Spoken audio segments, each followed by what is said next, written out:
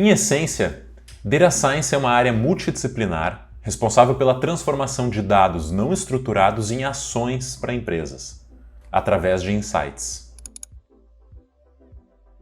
Data Science é uma junção de 3 áreas diferentes de estudo: a ciência da computação, a matemática e o conhecimento de negócios. Quando a gente une a matemática com negócios, a gente dá origem às pesquisas de mercado. Quando a gente une a ciência da computação com negócios, dão origem ao desenvolvimento de software. Quando a gente une a ciência da computação com a matemática, damos origem a algoritmos supermodernos chamados de algoritmos de machine learning, que estão super em moda hoje em dia. E o Data Science é uma nova área que vem ganhando muita atenção nos últimos anos, que fica no meio dessas 3, entre machine learning, pesquisa e desenvolvimento de software. E dentro de cada uma dessas áreas, é esperado que o cientista de dados conheça uma série de coisas.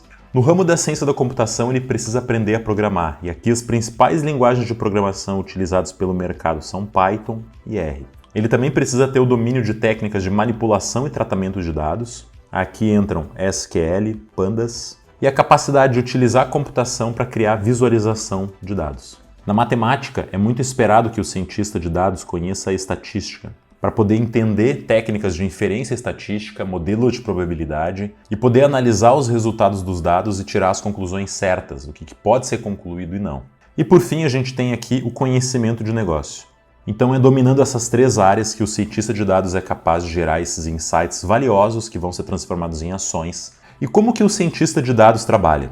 Então, para poder explicar esse fluxo, eu vou dar um exemplo de uma empresa que vende roupas através de um e-commerce.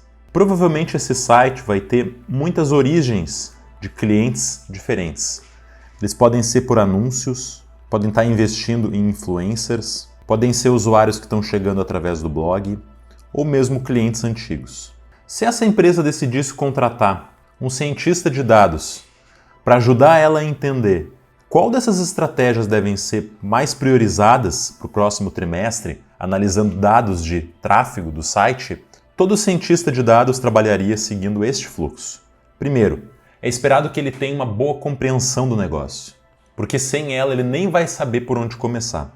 A partir daí, o cientista de dados ele vai começar a investigar o site, informações sobre como as vendas estão acontecendo por cada um desses fluxos e analisando dados que originalmente são completamente não estruturados. As informações vão estar super bagunçadas no site e ele vai precisar coletar essas informações através do processo de data mining. Só que nessa etapa aqui os dados ainda vão estar bem bagunçados e com muitos problemas. Então aqui ele vai ter que olhar para esse dado e entender como limpar ele, porque a partir desse dado limpo ele vai conseguir tirar as melhores conclusões. Então aqui a gente tem a etapa de data cleaning.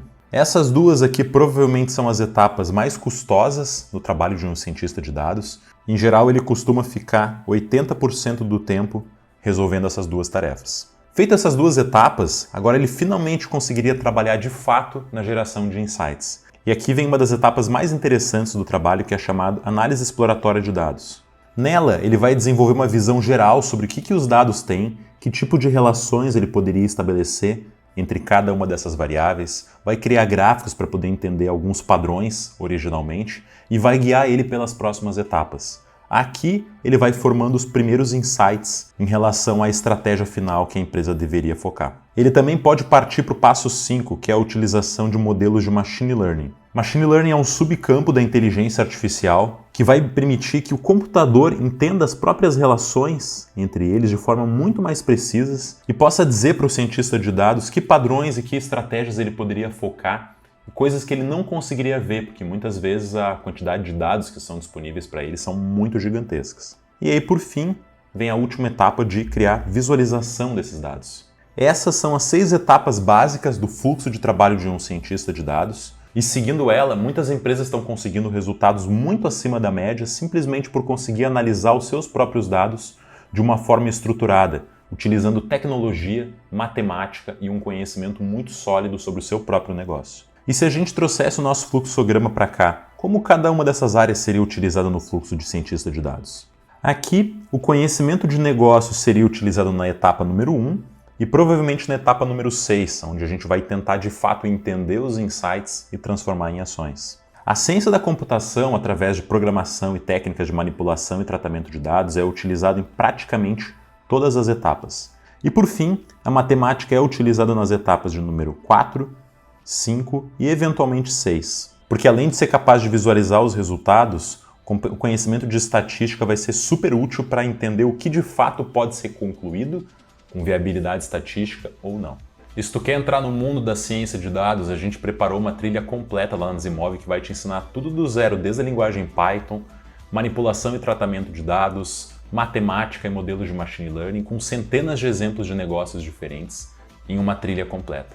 Espero que esse tutorial possa ter esclarecido um pouco as ideias para vocês e até a próxima.